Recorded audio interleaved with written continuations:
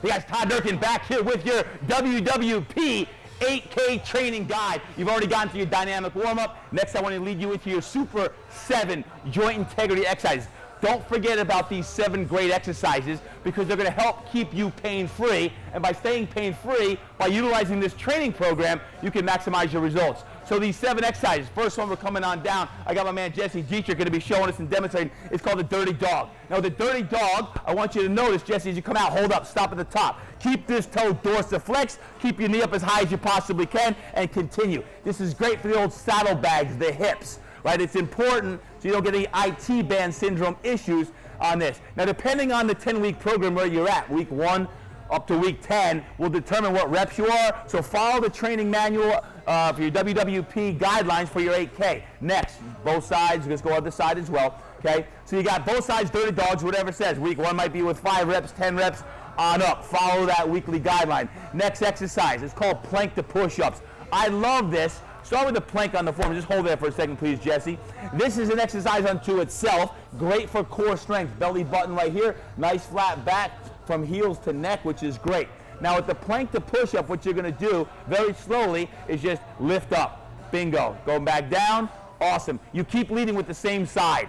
Okay, keep leading with the same side. So right now Jesse's choosing to lead with his left side. Go back down with your left, Judd. There you go, like that. Good, Jesse.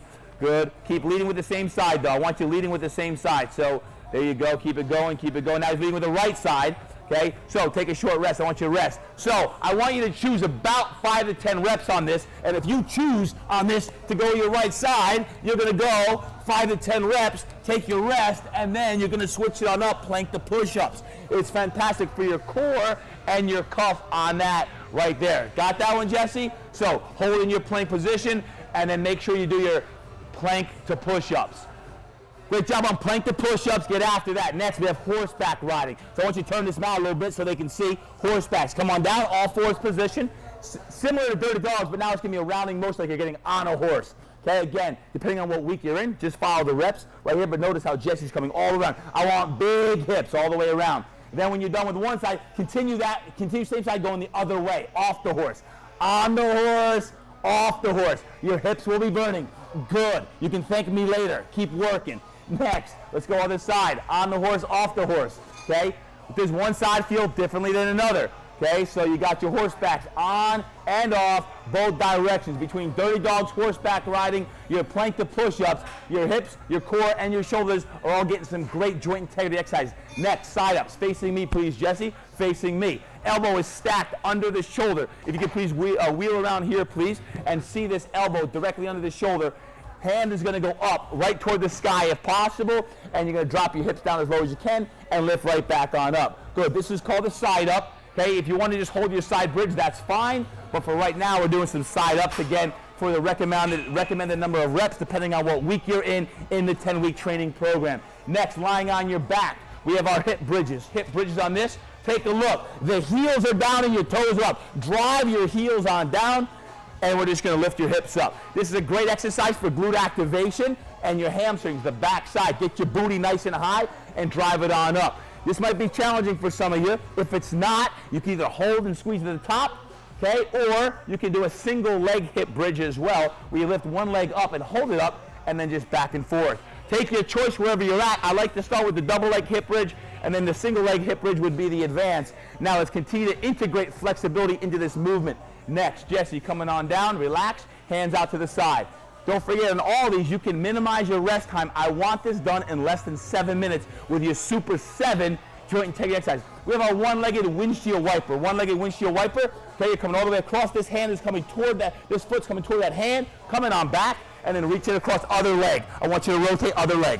Okay, good. Back and forth.